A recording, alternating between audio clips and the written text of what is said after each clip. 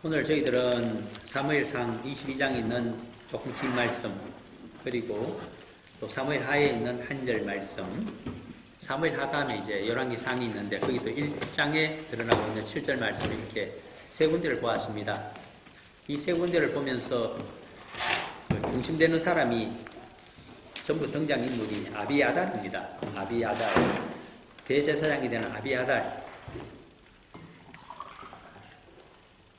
우리가 사무엘 하 15장 35절 두 번째 대목에서 볼 것 같으면 그는 이제 다윗왕 시대의 두 제사장 중에 한 사람입니다. 그러니까 굉장히 왕다음으로 높은, 정말 정성이 두 사람 있다 할 정도로 대제사장 두 사람, 사독과 아비아달, 그렇게 출세를 한 성공한 입지적인 인물입니다. 그런데 열왕기상으로 가게 되면 1장에 가서 드디어 추락하는 모습을 보게 됩니다. 왕자 아도니아의 반란을 모의하는데 요압과 같이 모의자가 되어서 그때부터 추락하게 되는 모습을 이제 보게 됩니다. 그래서 오늘 생각해 볼 제목을, 설교의 제목을 대제사장 아비아달의 성공과 실패, 그렇게 일단 정해 보았습니다. 대제사장 아비아달의 성공과 실패라고 하지만 실은 오늘 본문 말씀, 제일 기본되는 말씀이 사무엘상 제일 먼저 읽은 22장 16절에서 23절까지를 보게 되면 여러 사람이 등장합니다. 우리가 잘 아는 많은 인물들이 등장을 하면서 그들이 어떻게 해서 성공했고 또 어째서 실패를 하게 되는가, 실족을 하게 되는가, 거기에 대한 면면들을 우리에게 타산지석으로 보여주기를 시작합니다.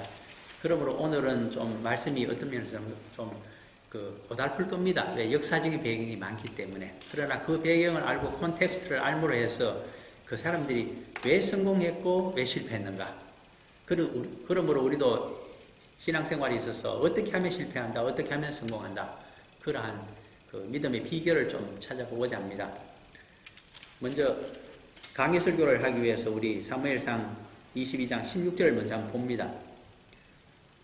아무리 좋은 내용의 설교라고 하더라도 본문 말씀에서 나타나지 않으면 그것은 연결고리가 전부 끊어지고 참 조직화하기가 힘듭니다. 그러므로 본문 말씀을 보면 그 말씀이 생각날 수 있도록 한번 들여다봅니다. 16절입니다. 사무엘상 22장 16절. 왕이 이르되 아히멜레가 너가 반드시 죽을 것이요 너와 너 아비의 온 집도 그러하리라 하고, 이렇게 되어 있습니다. 이 한 절 말씀의 역사적인 배경을, 콘텍스트를 한번 다 적어보십시오 하면 아마 원고지 여러 장을 적어야 될 겁니다. 그 정도로 역사적인 배경이 풍부한 한 구절입니다. 왕이 이르되, 어느 왕이 있냐? 이스라엘 왕국의 초대왕 사울왕을 이야기합니다. 사울왕이 누구에게 이야기하느냐? 아히멜렉에게 이야기를 합니다. 아히멜렉은 높 땅에 있는, 거기에 성막을 짓고 언약궤를 모시고 있었던 대제사장입니다. 당시의 대제사장 높 땅의 아히멜렉에게 사울왕이 왕권을 의지해서 이렇게 이야기를 합니다. 너가 반드시 죽을 것이요. 왕이, 제사장 나라의 왕이, 여호와를 모시는 신정국가의 왕인 사울왕, 그것도 초대왕입니다. 하나님의 기름 부음을 받아서 왕이 된 사울이 대제사장을 죽이겠다고 그럽니다. 심각한 장면입니다. 이 장면은. 뿐만 아니라 대제사장 아히멜렉만 죽이는 것이 아니라 너와 너 아비의 온 집도 전부 죽일 것이다, 그 말을 하고 있는 겁니다. 여기서 우리가 하나 꼭 생각해 봐야 될 것이, 사울왕이 어느 정도로 여호와를 무시하고 그리고 제사장 나라의 모든 질서를 다 깨어버린 사람인가 하는 것을 우리가 봐야 됩니다. 그는 정치적인 권력만 있으면 세상을 여호와 없이도 좌지우지하고 전쟁에서 승리를 얻고 백성들의 인기를 얻어서 왕국을 능히 지배하고 절대 왕권을 행사할 수 있다고 생각했던 권력의 화신, 그리고 종신토록 이 권력을 놓지 않고 남에게 넘겨주지를 아니하려고 했던 사람입니다. 그러므로 해서 그는 다윗이라고 하는 청년 장군이 사울 왕에게는 천천세를 돌리고 청년 장군 다윗에게는 만만세를 백성들이 부르니까 시기하여서 죽이려고 한 사람입니다. 그러므로 성령이 기름 부은 다윗을 죽이려고 했기 때문에 당연히 성령이 떠나가고 악령이 들어와서 지배를 하게 되는, 마귀에게 자신의 영혼을 팔아버린 자가 바로 권력을 얻기 위해서 팔아버린 자가 사울왕입니다. 어느 정도로 그가 실족하며 실패를 하고 있는가? 대제사장이었던 아히멜렉과 그 집안을 전부 말살시켜 버리겠다고 그가 선언하고 있을 정도로 권력을 탐하고 지배력을 강화하고 여호와를 무시하고 여호와의 사람을 죽이기를 아주 파리 목숨처럼 한 사람입니다. 이 한 대목에서. 오늘은 그 아비아달에 대한 이야기인데, 아비아달과 아히멜렉의 관계는 이제 뒤에 보시는 대로 부자지간입니다. 아히멜렉의 아들 중에 살아남은 한 사람이, 이 사울 왕이 전부 죽일 때 살아남은 유일한 아들 이름이 아비아달입니다. 여러분들이 좀 기억하기 쉽게 하기 위해서 사울 왕 이름은 다 잘 아실 테니까, 사울이란 말의 뜻은 위대한 자라는 뜻입니다. 로마에 가서 만약에 이 사울이라는 이름을 얘기한다면 이것은 아우구스투스 정도가 되고, 우리 뉴질랜드 사시니까 여기에서 한번 마오리 말로 바꾸라고 하면 이건 마오리라는 말입니다. 마오리가 바로 이 위대한 사람, 위대한 용사, 사울이 바로 위대한 자, 아우구스투스 같은 말입니다. 전부 우리로 얘기하면 영웅, 아기장수, 그 정도는 적어도 되는 이름입니다. 이런 이름을 갖고 있기 때문에. 그 다음에 아히멜렉 이름은 뜻은 무엇일까? 여기 히브리 말로 멜렉이라고 하는 것은 킹, 왕을 의미합니다. 그런데 그 아히자가 재밌습니다. 아히. 우리는 이미 알고 있습니다. 아비도 알고 우리는 아히도 압니다.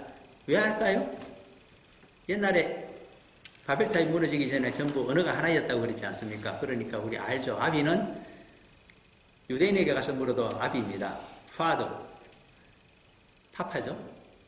아람 지역 시리아 가서 물어도 아비, 아버지입니다. father. 우리도 아비잖아요. 아빠, 아버지. 아이는 뭘까요? 서태지와 아이들. 그런데 이것을 이제 그렇게 아이라는 이야기 안 합니다. 옛날에 아이라고 하는 것은 무슨 뜻인지 하니까, 아이들이라고 하면 다윗과 그의 아이들, 소년병들, 그렇게 하면서 이것은 아이라고 하는 것은 부하를 의미하고, 그리고 자기를 돕는 보좌역과 그 무인들을 의미합니다. 병사들. 이것이 아이입니다.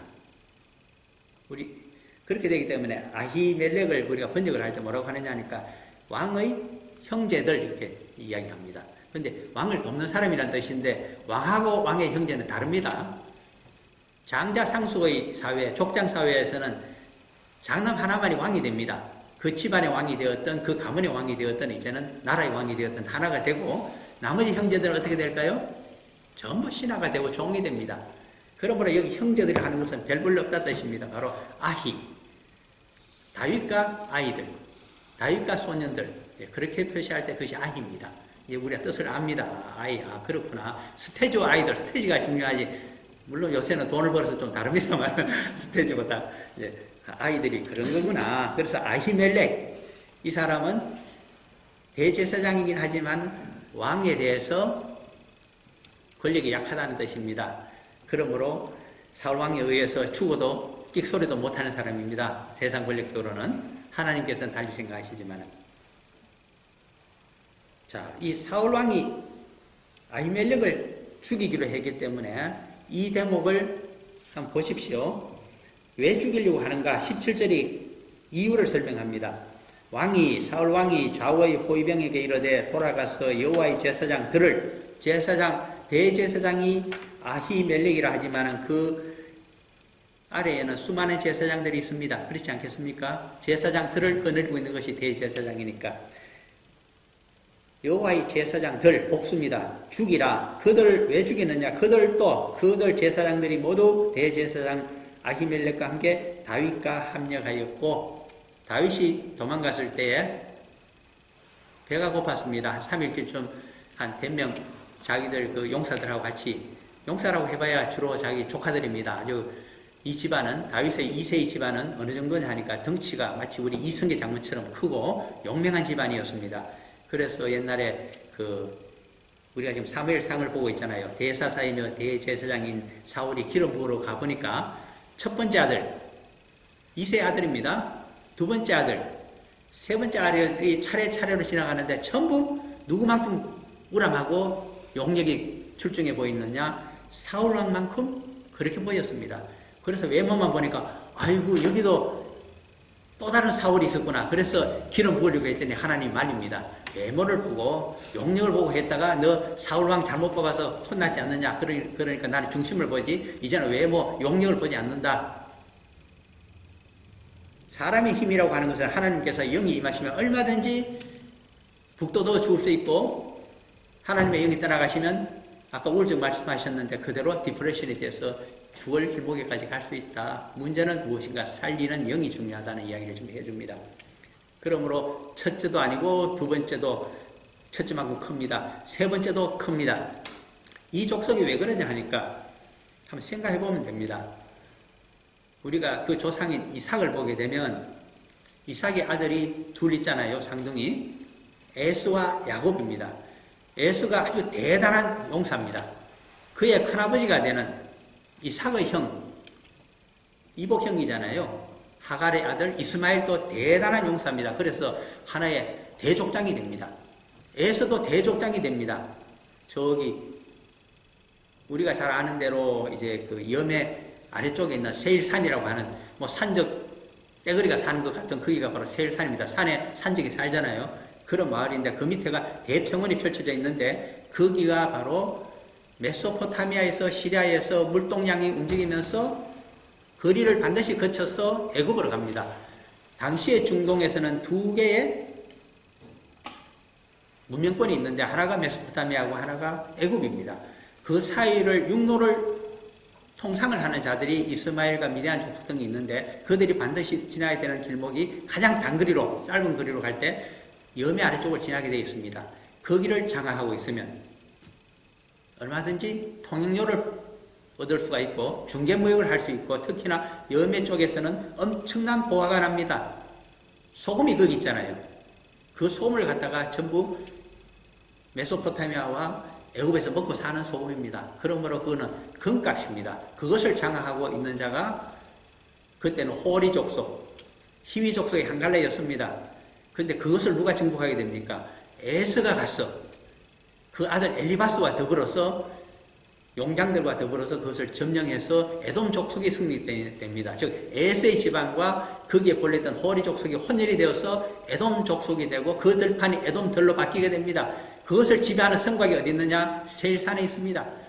유럽에 가보시게 되면 유럽에는 참 산이 드물잖아요. 그런데 스위스가 있는 거기 알프스가 가장 큰 산입니다. 그 산을 지배하고 있던 20몇 개의 산적과 같은 부족들이 있었는데 그들이 오늘날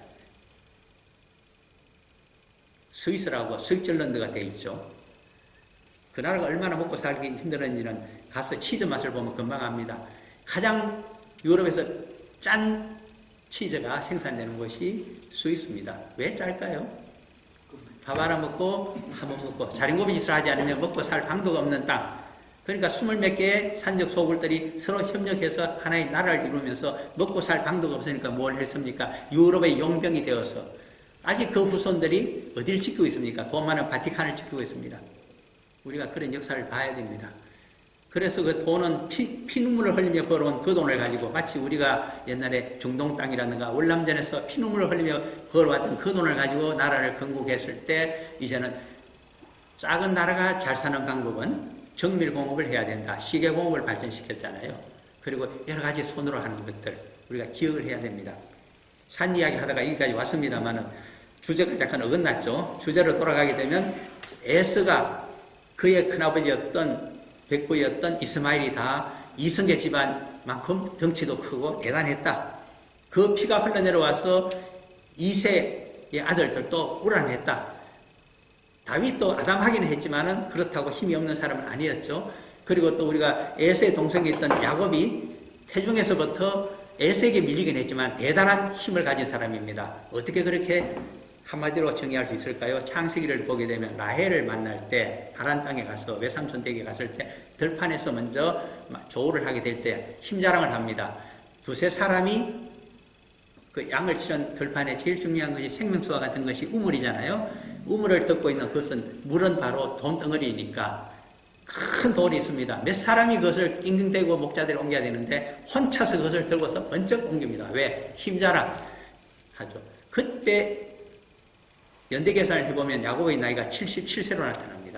77세가 된 자가 얼마나 힘이 셌던지 아직 수총각이면서 그 큰 돌을 혼자서 옮기니까 그것을 봤던 라헬은 입이 벌어졌습니다. 내 남편감이 저기 있구나. 그렇게 로맨스가 삭힌다고도 볼 수 있는 장면들입니다.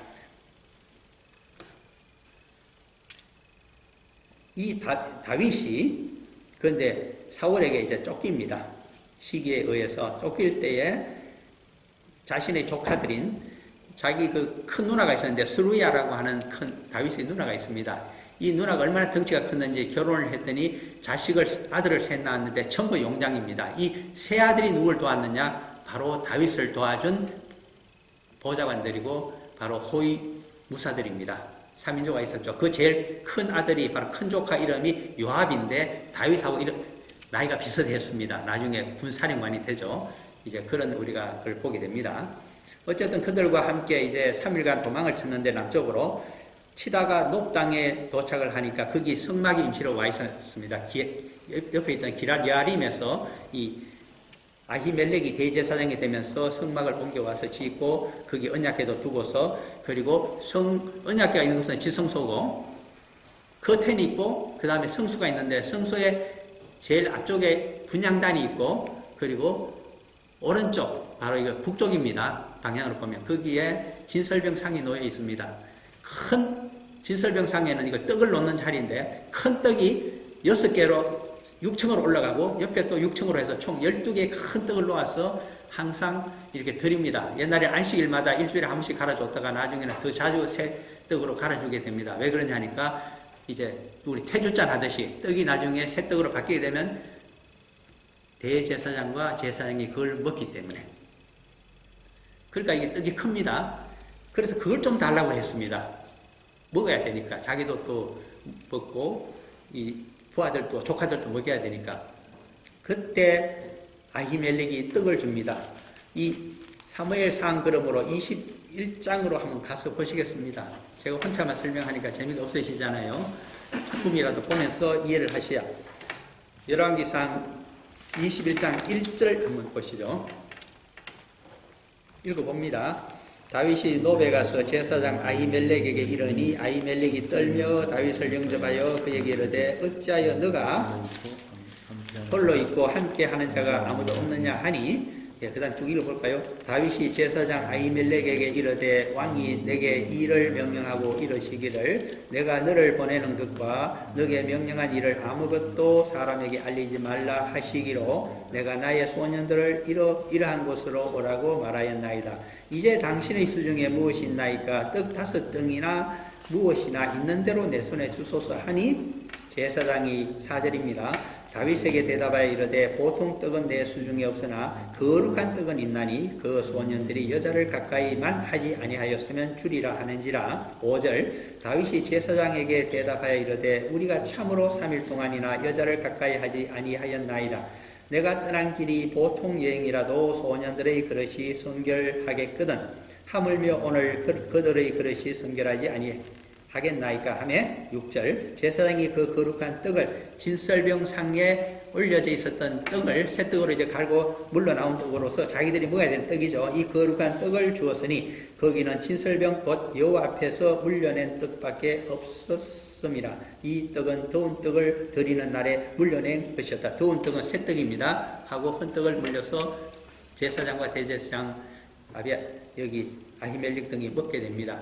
자기들이 먹지 않고 5덩어리 큰 것을 주었기 때문에 그러므로 압니다. 아하, 1+4였구나. 플라워 4라는 말을 쓰는데 이제 다윗은 도망갈 때 1+4로 4명의 이제 조카들하고 같이 도망갔습니다. 이 4명의 조카들이 누굴까요? 제가 생각하기에는 스루야의 아들들인 그 요압과 그의 2동생 또 있습니다. 이 스루야에게는 이복 여동생이 또 하나 있는데 아비갈인가 그렇습니다. 그의 아들이 또 나이가 비슷한데 나중에 아마사가 그래서 또 요압의 뒤를 이어서 군사령관이 됩니다. 그렇게 하면 총 4명 있잖아요. 이 4명은 어느 정도의 용력을 가졌느냐? 다윗은 물맷돌을 던져서 골리앗을 죽였는데 골리앗 같은 블레셋의 용사를 칼로 쳐서 맞상대를 해서 죽이는 자들이 바로 다윗의 이 조카들입니다. 우리 이런 배경도 자세히 좀 아셔야 됩니다. 이 집안과. 자, 이 말씀을 가지고 성경학자들은 또 유대인들은 이렇게 설명했습니다. 대제사장 아히멜렉이 실족을 했다는 겁니다.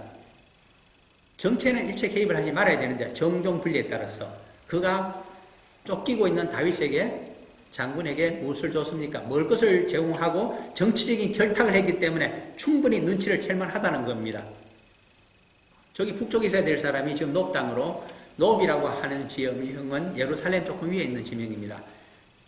거의 도망쳐 온 거 보면 사울 왕에게 쫓겼구나. 그래서 눈치를 잘 챘을 텐데도 후일을 생각하면서 결탁을 했다. 그 결과 집안이 몰살당하게 되고 85명의 제사장들이, 놉 땅의 제사장들이 전멸이 되고 인종청소가 되고 말았다.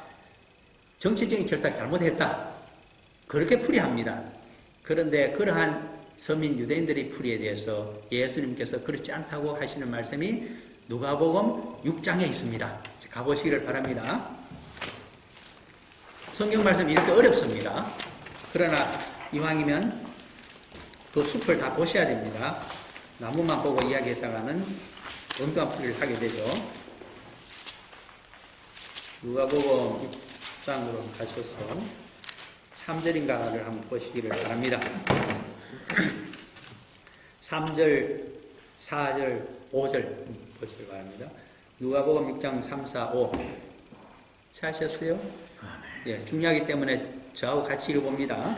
예수께서 대답하여 이르시되 다윗이 자기 및 자기와 함께한 자들이 시장할 때 한 일을 잊지 못하였느냐. 그가 하나님의 전에 들어가서 다만 제사장 외에는 무엇은 안 되는 진설명을 먹고 함께한 자들에게도 주지 아니하느냐. 또 이르시되 인자는 안식일의 주인이라 하시더라. 아멘. 아멘. 누가 안식일의 주인입니까? 예수 그리스도 하나님의 아들입니다. 하나님의 자녀가 된 자들이 누굽니까? 예수 그리스도를 주님으로 영접한 우리들이 하나님의 자녀가 되는 권세를 받은 자입니다. 요한복음 1장 12절에 있는 말씀입니다. 우리의 조상들이 잘해서 그랬을까요? 아닙니다. 혈통으로 받은 자들이 아닙니다. 그렇다면 우리에게 그 많은 선지자들이 말씀을 전해줘서 우리가 그렇게 됐을까요? 그것도 아닙니다. 오직 우리는 하나님께서 예수 그리스도에게 보내준 자며 우리가 예수 그리스도의 대속의 십자가의 그 보혈의 희생 은혜를 보고서 우리 죄를 우리가 철저하게 회개함으로 우리의 진심을 보시고 하나님께서 예수 그리스도의 죄 사함을 우리에게 대신 속죄로 봐주시고 그 때문에 우리가 하나님의 죄 사함을 받고 그리고 칭의의 은혜를 받음으로 말미암아 죄인이 의인이 된 자들입니다. 죄인이 의인으로 하나님으로부터 역임을 받았다는 판정을 받았다는 뜻입니다. 그렇게 판결하시고 의인이 된 우리에게 즉시 하나님의 영을 부어주셨습니다. 그래서 성령님으로 지금 우리 속사람 속에 우리 심령 속에 들어와서 내주 역사하시기 때문에 우리가 하나님의 자녀가 영적으로 된 사람입니다. 영적으로는 하나님의 자녀인데 하나님의 형상을 가졌습니다. 이제 회복이 됐습니다. 우리의 모양과 우리의 행동이 하나님의 자녀답게 살아가느냐 하는 것은 별도의 문제입니다. 왜? 육신과 우리의 심령이 영혼이 다르기 때문입니다. 우리의 영혼이 살아서 성령님과 함께 우리의 삶을 이끌어갈 때에는 우리는 하나님의 자녀이며 삐트의 자녀이며 이 세상을 보호마시키며 죽어가는 영혼을 살릴 수 있는 능력의 사람이 되지만은 육신에 이끌려서 우리가 죄성을 이기지를 못하고 세상의 유혹과 세상에 따라서 가게 될 때는 실족하게 되고 우리는 또다시 죄와 사망의 그늘로 사탄의 지배하에 들어가서 우리가 신음하게 되고 모든 희망과 소망을 잃어버리는 그러한 어리석은 자가 되고 말 운명을 가진 자들이 바로 우리들입니다. 그러므로 우리가 선택을 하면서 살아가야 됩니다. 어려운 일을 이기게 되면 그러므로 하나님의 자녀이기 때문에 예수 그리스도 주님의 이름으로 항상 아버지께 부탁을 해야 됩니다. 숨기거나 자신의 사정을 아리지 않아서는 안 됩니다. 사람에게 이야기해봐야 그때 좀 위로를 받을 뿐 소용이 없습니다. 어디 가서 해야 되느냐? 아버지 하나님 제가 아픕니다. 우리 주 예수 그리스도를 살려주신 것처럼 살려주십시오. 저도 십자가의 대속의 삶을 살아가고 싶습니다. 그러나 저 사람 참 밉습니다.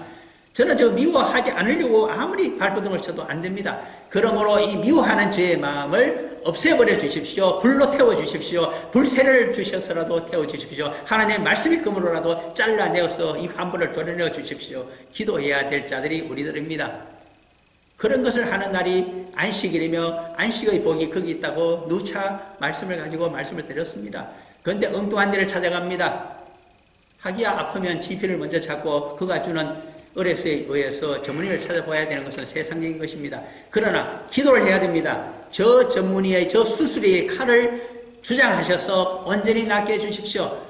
도려내고 잘라내는 것은 의사가 하지만은 그러나 그것을 아물게 하고 그 모든 병균을 이기게 하는 것은 하나님의 능력이 아닙니까? 저를 창조하신 아버지 하나님께서 저를 완전히 낫게 해주시지 않으면 누가 나를 낫게 해주십니까?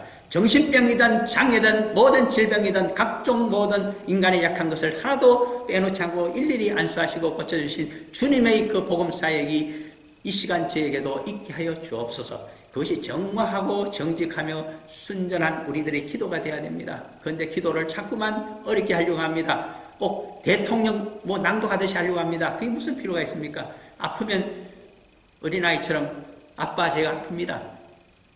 돈이 없으면 아빠 내가 뭐 살려고 하니까 돈이 없습니다. 지금 제 심정이 죽을 것만 같습니다. 그것밖에는 할 말이 없습니다. 어떻게 저도 기도할 때 많이 아프게 되면 아버지 아픕니다. 살려주십시오. 저희 집 아들도 많이 아픕니다. 그래서 아침에 일어나면 기도합니다. 이것 좀 살려주십시오. 제 힘으로도 안 되고 의사 힘으로도 안 되고 이 세상에 살려줄 자가 아무도 없습니다. 현대과학도 되지 않습니다. 물론 영생으로 천국으로 인도할 줄은 압니다. 그러나 제가 보는 앞에서 살려서 하나님 일하는 모습 한번 보고 싶습니다. 그거밖에는 할 말이 없습니다. 무슨 인간에게 능력이 있겠습니까? 그 기도 외에는 살리는 것이 없습니다. 그것이 우리들의 기도이며 우리가 진정 살아가는 가장 이 세상에서 신앙으로 성공한 자는 왕이 되었던 대제사장이 되었던 어떤 높은 자리에 갔더라도 그 기도는 반드시 있어야 됩니다. 하나님이 보시는 인간은 어떤 인간일까요? 전부 죄인입니다. 그래서 누구는 인간론을 이야기합니다.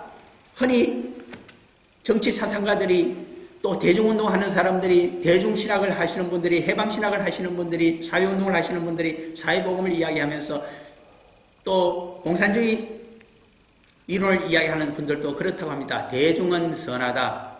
인민은 어렵다. 위정자들이 잘못했으며 저 강제적으로 탄압하는 자들이라 지도자들이 잘못되었다고 이야기합니다. 그러나 그것이 아닙니다. 조금 어려운 이야기가 되겠습니다만 1950년대까지만 하더라도 그 옛날 자본주의를 썼던 막시즘에 대해서 대항할 사회주의적인 사회학적인 논리가 없었습니다. 패러다임 그랜드 시어리가 하나 있었다고 하면 막스의 자본주의 혁명 이론이 1950년대까지 지배했던 시대입니다. 인류의 역사는. 우리가 말을 안 해서 그렇지. 그런데 그것이 1950년대 말에 쓰러지기 시작합니다. 새로운 시대와 새로운 물결이 나타났습니다. 새로운 사회과학의 패러다임이 생겼습니다. 무엇일까요? 딱 한 사람의 이야기를 하면 우리가 압니다. 막스 웨버입니다. 미국의 그는 사회학자였습니다. 그러면서도 정책을 공부했습니다. 그가 했던 전공 분야가 무엇인가 하니까 관료주의 연구입니다. 관료주의를 연구하다가 그가 러시아 혁명 때의 관료주의를 연구하게 되었습니다. 그랬더니 1917년 러시아 혁명 때 짜르를 몰아내면서 수많은 노동자와 농민들이 그리고 지식인들이 선동에 의해서 혁명을 했습니다. 어느 정도의 피를 흘렸을까요? 수천만 명의 피를 흘리고 공산주의 정권이 러시아에 성립이 되었습니다. 국제적으로 그 막시즘을 보급하기 위해서 막스 레닌주의를 보급하기 위해서 얼마나 많은 돈을 해방전선에 쏟아부었는지 모릅니다. 그 돈을 받아서 조선을 독립시켜 보겠다고 했던 한국의 무장 세력들도 좌익들도 많이 있었습니다. 그런데 문제는 그가 막스 웨버가 연구했던 것이 노멘크레투라에 대한 연구입니다. 노멘크레투라 하니까 대단한 이야기 같이 보이지만은 공산당 간부들에 대한 행적을 조사한 겁니다. 쭉 명단을 놓고서 그들을 조사한 결과 신기한 것을 발견했습니다. 막스 웨버가 발견한 것이 무엇일까요? 노동자 귀족이 탄생된 것을 알았습니다. 노멘크레투라 공산당 간부가 바로 그 옛날 짜르 밑에서 천하를 지배하면서 노동자와 농민을 착취했던 그들이 노동자에서 이탈된 이 새로운 지배체제 노멘크레투라에 의해서 노동자 귀족들에 의해서 다시 다스림을 받고 있다는 똑같은 현상을 본 겁니다. 그러므로 그 옛날 짜르 밑에 있었던 관료주의나 관료제 지금 공산당 밑에 있는 이 관료제가 똑같다는 것을 발견했습니다. 그래서 마지막 질문을 합니다. 사회학적으로 중요한 질문입니다. 그 수천만 명의 피를 흘리고 얻었는 대가가 무엇이냐? 아무 의미가 없다는 것입니다. 그러므로 노동자, 농민의 그 혁명은 아무것도 몇십 년이 지나니 갖고 온 것이 없다. 무지한 피만 흘렸을 따릅니다. 이것이 인간의 역사다. 인간이 선하냐? 선하지 않다는 겁니다. 인간이 어려우냐? 어렵지도 않습니다. 지배구조만 바꿀 뿐, 지배층만 바꿀 뿐, 그 나물이 그 밥입니다. 무엇이 역사의 발전일까요? 그래서 1960년대부터는 이제는 절망적인 상황입니다. 모든 군인체제도 무너지고 1980년이 되면 포스트 모더니즘이 나타납니다. 모든 정치적인 권위, 모든 영적인 권위, 모든 지배체계의 권위가 다 무너진 시대가 1980년대 이후에 포스트 모더니즘 사회입니다. 인간의 감성과 너 좋은 대로 하라. 그것이 진리다. 그렇게 부르짖고 있는 시대입니다. 기독교가 가야 될 곳이 어디입니까? 주님이 어디 계십니까? 자기 마음 좋은 대로, 제 기분 좋은 대로, 너가 원하는 대로 하는 것이 최대의 진리라고 이야기하면서 현대 문명이 탄생되어 있을 따름입니다. 그러므로 우리는 우리의 마음을 합쳐서 창조주를 돌아보아야만 됩니다. 그런 의미에서 오늘 누가복음 6장 3절, 4절, 5절에 있는 바로 제사장 아히멜렉에 대한 주 예수 그리스도의 평가를 다시 보면 그렇습니다. 안식일의 주인이 바로 나 예수 그리스도이듯이 너희들도 안식일의 주인이다. 그러므로 안식일이 무엇을 하는 날이냐? 주인된 너희들의 생명을 살리고 돌보라고 하는 날이 아니냐? 주인이 죽어서 다 굶어 죽어 가는데 그 떡이 무슨 소용이 있느냐? 주라! 그것을 준 누가 옳으냐? 대제사장 아히멜렉이 옳다고 하는 말씀입니다. 율법이 무엇이냐?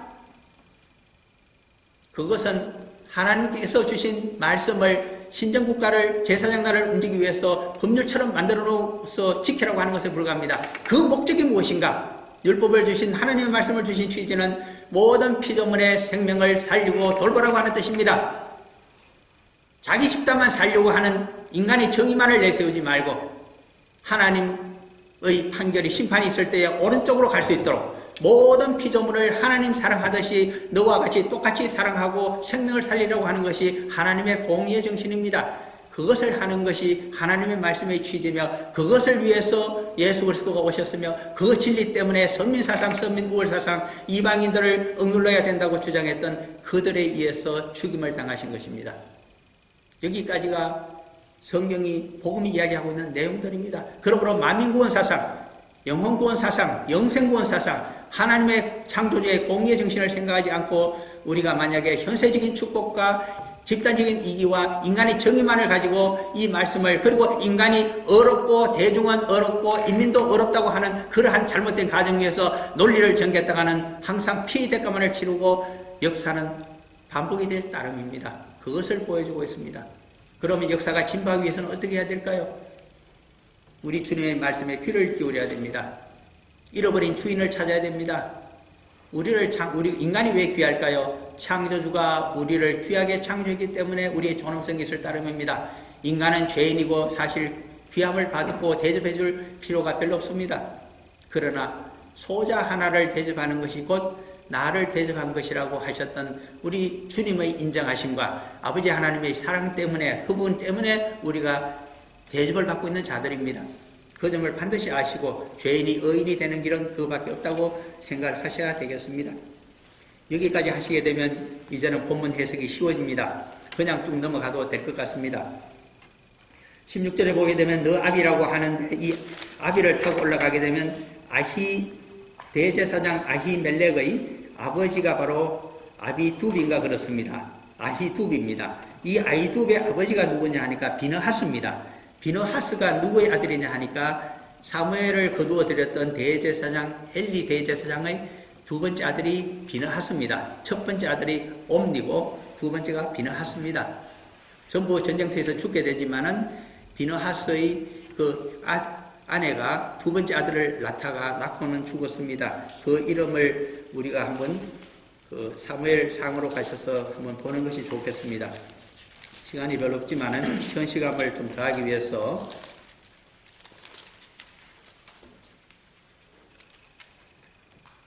4장 20절과 21절 사무엘 상입니다.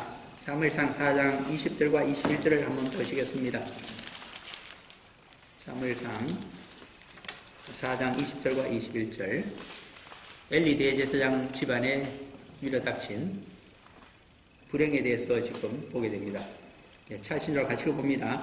죽어갈 때에 곁에 서있던 여인들이 그에게 이르되 두려워하지 말라. 너가 아들을 낳았다 하되 그가 대답하지도 아니하며 관념하지도 아니하고 이러기를 영광이 이스라엘에서 떠났다 하고 아이 이름을 이가봇이라 하였으니 하나님의 교회가 빼앗겼고 그의 시아버지와 남편이 죽었기 때문이며 또 이러기를 하나님의 교회를 빼앗겼으므로 영광이 이스라엘에서 떠났다 하였더라. 이것은 본래 실로에 있던 엘리 대제사장은 40년 동안 실로에서 대제사장이며 대사사로 일을 했던 그 레위인이었습니다. 그가 아들을 잘못 가르쳤습니다. 두 아들이 두 가지 큰 죄를 범했습니다. 첫 번째는 하나님께 바치는 번제를 태우기도 전에 살코기만 도려내서 먼저 삶아서 먹은 사람이 바로 이 두 아들 홈리와 비나하스였기 때문입니다. 두 번째는 어떻게 했을까요? 참으로 하나님 보시기에 용서할 수 없는 죄를 저질렀습니다. 성막에서 수종되는 여인들이 있습니다. 여인들을 데리고 잠자리를 늘 같이 하기를 즐겨했습니다. 이 여인들에 대해서는 성경책에 출애굽기에서 한번 나오고 그리고 이 옴니와 비느하스 엘리 두 아들의 이 만행을 설명할 때 나타납니다. 출애굽기에 보게 되면 이 여인들이 38장 8절입니까? 주는 것으로 물두멍을 만들게 됩니다. 물두멍은 큰 노새로 만들었는데 그들이 갖고 있던 청동거울을 전부 이 성막에서 수종되는 여인들이 내놨기 때문에 그들의 신앙심에 의해서 그것을 부어서 물두멍을 만든 사건을 기록하고 있습니다. 그렇게 하나님께서 제사장만큼 귀하게 사용하시는 하나님을 섬기는 여인들을 함부로 창녀처럼 취급하면서 데리고 살았던 사람들이 바로 엘리 대제사장의 두 아들들이었습니다. 그러므로 말미암아 그들이 전쟁에서 졌으며 그리고 언약궤를 빼앗겼으며 블레셋에게 빼앗겼습니다. 그리고 둘째인 비느하스의 아내가 아기를 가졌다가 낳았을 때 아기를 낳으면서 죽게 됩니다. 죽으면서 이름을 이가봇이라고 하게 됩니다. 이가봇의 뜻은 하나님이 영광의 이스라엘을 떠났다는 뜻입니다. 이 이가봇의 형이 한 사람이 있었습니다. 그가 바로 아히둡입니다. 이 아히둡의 아들이 아히멜렉입니다. 그러한 사실을 보여주는 것이 사무엘상 14장 3절에 사실은 있습니다. 오늘 우리가 다 찾아볼 시간이 없기 때문에 제가 읽어드립니다. 사무엘상 14장 3절에 보면 아히야라고 나오는데 이 아히야가 바로 그 아히멜렉의 다른 이름입니다. 아히야 또는 아히멜렉은 에봇을 입고 거기 있었으니 그 높당이 있었다는 뜻입니다. 그는 이가봇의 형제이지만은 그가 형입니다. 이가봇의 형인 아히둡의 아들이 아히멜렉이란 뜻입니다. 아히둡의 아들이요 비느하스의 손자요 그렇게 됩니다. 비느하스의 큰아들이 아히둡이고 그리고 큰손자의 이름이 아히야 또는 아히멜렉이었습니다. 실로에서 여호와의 제사장이 되었던 엘리의 증손이었더라. 백성은 요나단이 간 줄을 알지 못하니라. 이렇게 사실은 연결이 되어 나옵니다마는 이것이 아히멜렉입니다. 그러므로 해서 아히멜렉은 비록 다윗을 도와주었기 때문에 온 가문이 몰살을 당하는 큰 비극을 겪게 되지만은 그의 이름은 다시 성경에서 생명의 책에 이름이 올라가게 됩니다. 누구에 의했습니까? 예수 그리스도에 의해서 누가복음 6장에 가서 그가 안식일의 주인을 대접하듯이 다윗을 잘 대접했기 때문에 올바로 진설병덕을 사용한 사람으로 칭찬을 받게 됩니다. 그러나 당장은 아닙니다. 그가 다윗을 도와줬기 때문에 독특한 정치적인 대가를 치르게 됩니다. 사울 왕으로부터 온 집안이 말살을 당하기 때문입니다. 그래서 17절에 보면 왕이 좌우의 호병들에게 돌아가서 여호와의 제사장들을 죽이라. 그들도 다윗과 합력하였고 또 그들이 다윗이 도망한 사실을 알고도 내게 첩보를 알리지 아니하였음이니라. 하나 왕의 신하들이 사울 왕의 신하들이 손을 들어 여호와의 제사장들을 죽이기를 싫어한지라. 이스라엘 서민 자손치고 누가 대제사장과 제사장을 칼로 쳐 죽일 수가 있겠습니까? 영적인 권위 때문에 할 수가 없습니다. 그랬더니 사울왕이 18절입니다. 사울왕이 도액에게 이르되 이것은 이방인입니다. 거기 나중에 나오지만 에돔 사람입니다. 도액에게 이르되 너는 돌아가서 제사장들을 죽이라 하며 에돔 사람 도액이 돌아가서 본래 높 땅에서 그 양을 키우던 목자들의 그 장으로 삼았던, 그래서 즉 사울 왕의 가축을 노브 지방에서 치고 있던 관리 총책임자가 이 에돔 사람 도액이었습니다. 그에게 돌아가서 제사장들을 쳐서 그날에 세마포 에봇 입은 자 85명을 죽였고, 아히멜렉이 다윗을 도왔기 때문에 온 가문이 또 노브 지방에 있던 제사장 85명이 죽었다는 것을 설명해 줍니다. 너무 억울하지 않겠습니까? 그런데 이 대목에 가서 기가 막히게도 한 글자를 둠으로 해서 그들이 왜 죽게 됐는지의 의미를 또 하나를 가르쳐 줍니다. 그것이 세마포 에봇 입은 자 85명을 죽였고 라는 구절입니다. 출애굽기 29장에 보게 되면 에봇은 딱 하나를 만듭니다. 대제사장이 되는 아론에게만 입힐 수 있는 것이 대제사장의 예복인 에봇이기 때문입니다. 긴 조끼입니다. 거기에는 중간에 흉패가 들어가는데 이 에봇의 흉패에는 한 뼘씩 됩니까? 거기에는 12개의 보석이 3개씩 넉줄로 내려오게 되어 있습니다. 12개, 12지파, 12지파 이스라엘을 의미하는 보석이, 그 비싼 보석이 박히고, 그리고 견대로 올라가면서 견장 양쪽에는 큰 호마노가 2개 있으며 그 호마노에는 6지파의 이름들이 서로 새겨지게 되어 있습니다. 그러므로 굉장히 비싼 옷입니다. 에봇은. 보석이 14개나 있지 않습니까? 이것은 대제사장만이 입게 되고, 출애굽기 29장 29절로 가게 되면 대제사장이 죽게 되면 아들 중에 한 사람에게만 후계자에게 벗겨서 입히도록 되어 있습니다. 그래서 민수기 20장쯤인가 가게 되면 거기에서 벗겨서 아론이 죽을 때에 그의 아들 20장 26절쯤이니까 거기에 엘라살 살아남은 제일 장자쯤이 됩니다. 본래는 세 번째 아들인데 첫 번째, 두 번째 아론의 아들이 죽었기 때문에 세 번째 아들 엘라살이 물려받게 되어서 대제사장이 되고 에봇을 입는 자격이 생겼습니다. 그러므로 우리는 압니다. 이스라엘 전체 신정국가의 제사장 나라의 에봇은 딱 하나다. 그런데 멋대로 에봇을 만드는 시대가 생겼습니다. 사사기 시대를 거쳐오면서 멋대로 에봇을 만들어 입다가 여기 오게 되니까 소대왕 사무엘 시대에는 얼마나 대제사장이 우습게 보였는지 제사장들이 서로 에봇을 만들어서 나도 대제사장들이 된다고 예복을 막입기를 시작했습니다. 질서가 무너졌습니다. 하나님을 섬기는 직분에 있어서. 교회도 직분이 다 무너져 버렸습니다. 평등사회라고는 하지만 하나님 앞에서는 그것이 아닙니다. 왜? 모세를 시내산 정상으로 가서 목숨을 걸고 하나님의 말씀을 받아서 백성들에게 정직하게 전해주라고 하신 것처럼 하나님의 말씀을 직접 듣는 자가 있고 해석하면서 또 배워서 가르치는 자들이 있고 그것을 배워서 하나님의 말씀을 실천하는 자들이 있고 그렇게 하나님의 질서는 피라미드처럼 사실 내려오고 있는 영적인 권위가 있습니다. 그 체계를 다 민주주의란 방식으로 허물어 떨어버린 자들이 이 자들입니다. 그것 때문에 죽음의 빌미가 되는지도 모릅니다. 이 에봇이라고 하는 것은 사사시대에 가게 되면 또 하나 비극적인 모습으로 나타납니다. 기드온입니다. 기드온이 미디안 족속을 쳐서 대영웅이 되며 그 때문에 그가 40년 동안 이스라엘을 다스리는 대사사 왕과 같은 자로 군림을 하게 됩니다. 이스라엘 백성들은 얼마나 미디안의 공이 컸던지 당신이 왕이 되고 당신의 아들들도 대를 이어서 우리들의 이스라엘의 왕이 되어 주십시오. 그렇게 왕국을 선언하려고 했더니 기드온이 반대를 합니다. 나는 왕이 되지 않겠다. 그 대신에 여러분들이 갖고 있는 전리품이 금귀걸이를 다 자기에게 달라고 합니다. 엄청난 금을 모았습니다. 그것으로 무엇을 만들었습니까? 금실을 만들고 보석을 넣어서 가장 아름다운 에봇을 하나 만들어서 자기 집에 걸어두었습니다. 얼마나 아름다운 에봇인지 많은 사람들이 와서 그것을 구경합니다. 그러므로 해서 영적인 권위를 기드온은 그 에봇에 의해서 평생을 누리다가 간 사람입니다. 정치적인 권력 대신에 기드온이 차지한 것은 재물입니다. 그리고 영적인 권위였습니다. 일본 사무라이와 그리고 일본의 장인들인 조닝 사이에는 하나의 묵기가 있습니다. 정치적인 권력을 선택할 것인가, 조닝 도를 선택해서 대상인의 재물을 관리하는 자가 될 것인가를 반드시 선택을 해야 됩니다. 두 가지를 다 못 가지도록 되어 있는 것이 명치 주신 이후에 일본의 사무라이 도와 조닝 도입니다. 한국은 두 가지를 다 가지려고 하지만 그렇게 해서는 안 됩니다. 기드온은 어떻게 선택했을까요?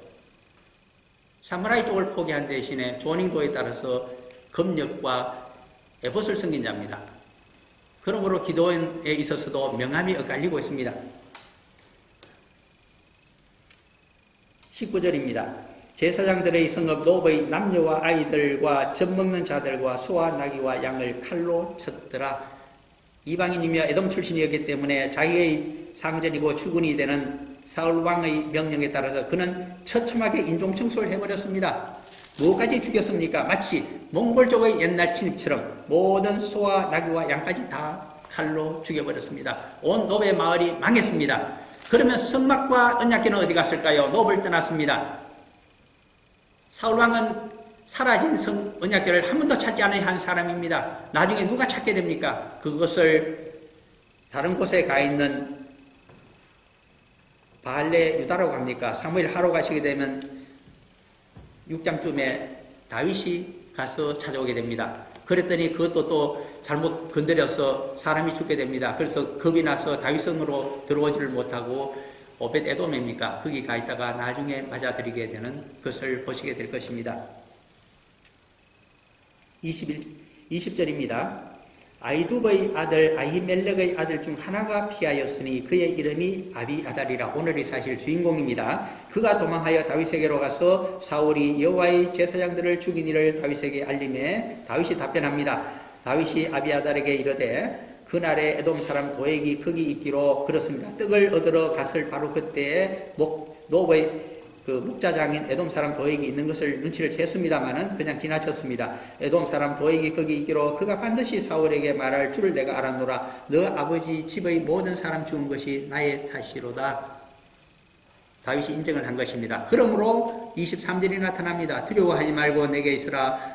내 생명을 찾는 자, 다윗의 생명을 찾는 저 사울왕과 그들의 부하들이 너의 생명도 홀로 살아남은 제사장인 너 아달의 목숨도 노리고 있으니 찾는 자니 너가 나와 함께 있으면 안전하리라. 너와 나는 이제 공동 운명체라는 것입니다. 공동의 척을 가졌기 때문에 사실 그들은 공동 운명체로 살아갔습니다. 한 사람은 청년 장군이었고 한 사람은 살아남은 제사장입니다. 그 결과가 어떻게 될까요? 엄청난 40년 동안의 영광을 가지고 옵니다.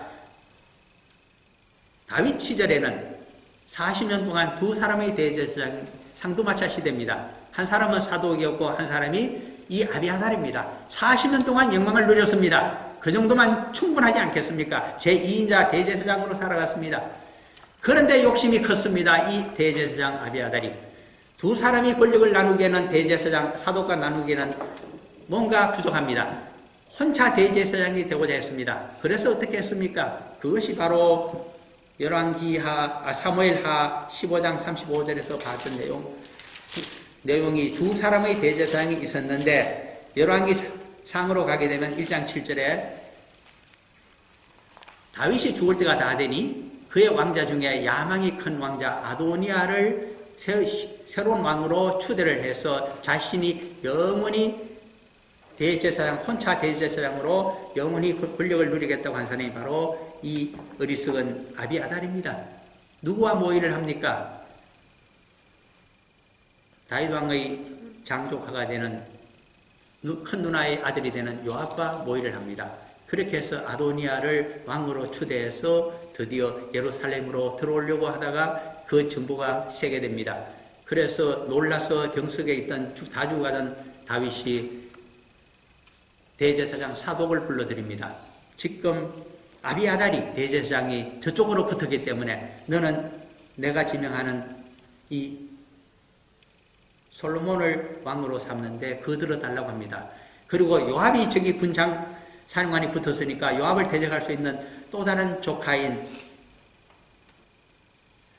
불러서 부탁을 합니다. 그렇게 해서 세운 사람이 바로 솔로몬 왕입니다. 그 결과가 어떻게 됐을까요? 민심이 아도니아를 떠나서 다윗을 지지하게 됩니다.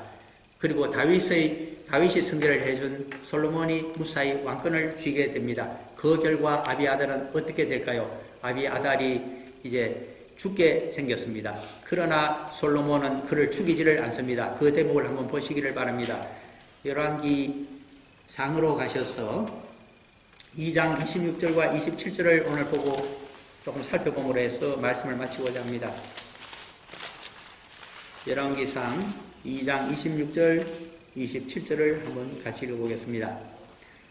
왕이 제사장 아비아달에게 이르되 너 고향 아나도스로 가라. 너는 마땅히 죽을 자이로되 내가 내 아버지 다윗 앞에서 주 여호와의 궤를 메었고 또 내 아버지가 모든 환난을 받을 때 너도 환난을 받았은즉 내가 오늘 너를 죽이지 아니하노라 하고 아비아달을 쫓아내어 여호와의 제사장 직분을 파면하니 여호와께서 실로에서 엘리의 집에 대하여 하신 말씀이 응하게 함이더라. 이렇게 되어 있습니다. 이 말씀은 이제 무엇과 관련이 되어 있느냐 하니까 아비아달 대제사장을 죽이지 않고 그냥 추방하는 데 그쳤습니다. 그 이유는 두 가지입니다. 바로 열왕기상 2장 26절에 의해서 첫째, 다윗이 왕이 될 때까지 그 앞에서 항상 언약궤를 메고서 함께 동행을 했기 때문에 살려준다는 것입니다. 하나님의 말씀을 그는 가졌던 자입니다. 두 번째로는 다윗이 환난을 당할 때에 함께 환난을 당했던 자입니다. 우리 주님께서도 말씀하십니다. 누가복음 2장 28절에 가서 12사도들에게 너희들도 나와 함께 고난을 당했기 때문에 너희들이 천국에서 훗날 나와 함께 12지파를 다스리자고 하십니다. 고난이 없고 환난이 없으면 사면도 없습니다. 그 다음에 27절에 가게 되면 실로에서 엘리의 집에 대하여 하신 말씀을 응하게 함이더라는 것을 한번 말씀을 드리면서 이제 제 설교를 마치면 될 것 같습니다. 그 말씀은 어디 있느냐 하니까 사무엘상으로 앞부분으로 가시게 되면 2장 29절과 30절에 있습니다. 오늘 총 결론이 바로 거기 있습니다. 사무엘상 2장 29절, 30절. 다른 말씀은 다 잊어버리더라도 이 말씀만은 꼭 기억을 평생 동안 하셔야 됩니다. 사무엘상 2장 29절과 30절입니다. 같이 읽어보겠습니다. 너희는 어찌하여 내가 내 전소에서 명령한 내 재물과 예물을 밟으며 내 아들들을 나보다 더 중히 여겨 내 백성 이스라엘이 가장 좋은 것으로 너희들을 살게 하느냐. 그러므로 이스라엘의 하나님 나 여호와가 말하노라. 내가 전에 너 집과 너 조상의 집이 내 앞에 영원히 행하리라 하였으나 이제 나 여호와가 말하노니 결단코 그렇게 하지 아니하리라. 나를 존중히 여기는 자를 내가 존중히 여기고 나를 멸시하는 자를 내가 경멸하리라. 아멘. 사무엘상 2장 30절은 굉장히 성경 공부를 하는 사람들에게 중요한 대목입니다. 왜 그러냐 하니까 하나님의 팔리시가 여기서 달라지기 때문입니다. 뉴 팔리시가 새로운 정식이 나타납니다. 출애굽기 20장에 보게 되면 십계명을 주시면서 여호와께서는 이렇게 말씀하십니다.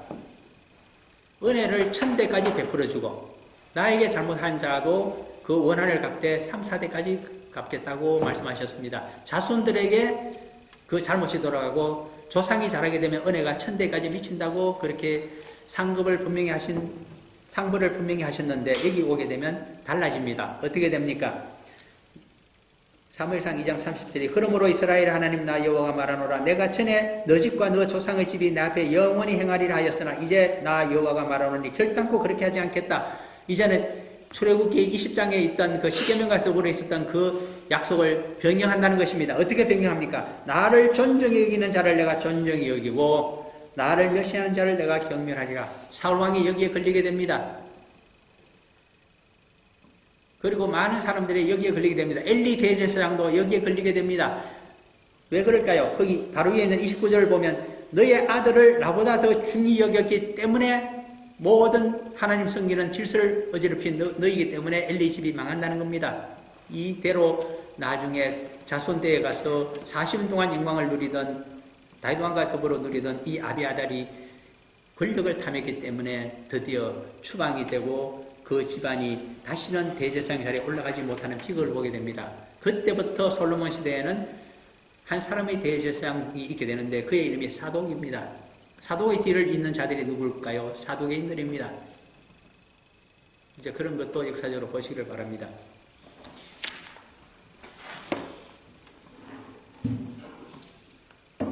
여러 가지 말씀을 드렸습니다만은 이제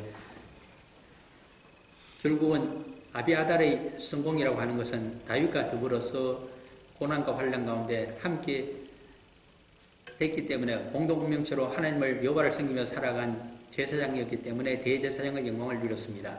그러나 자신의 그 영광에 만족하지 아니하고 사독을 제끼고 홀로 대제사장이 되며 영원히 누리겠다고 권력을 탐했기 때문에 추락하고 실패되는 것을 보게 됩니다. 오늘날 우리 교회의 모습과 우리 많은 성도들이 혹시 세상적인 혼자서 모든 것을 누리겠다고 하는, 또 영원히 누리겠다고 하는 이 세상에서 그런 축복과 소원 성취 때문에 얼마나 신앙에서 실종하는지 모르겠습니다. 그러므로 여호와를 존중히 여기고 주신 것에 감사하며, 그리고 우리가 무언가를 소원할 때는 우리 주님의 이름으로 마치 어린아이가 아버지에게 부르짖듯이 부르짖으면서 우리들이 한평생을 우리 주 예수 그리스도의 제자로 끝까지 살아가시는 승리하시는 성도님들이 다 되기를 간절히 소원합니다. 잠깐 기도합니다.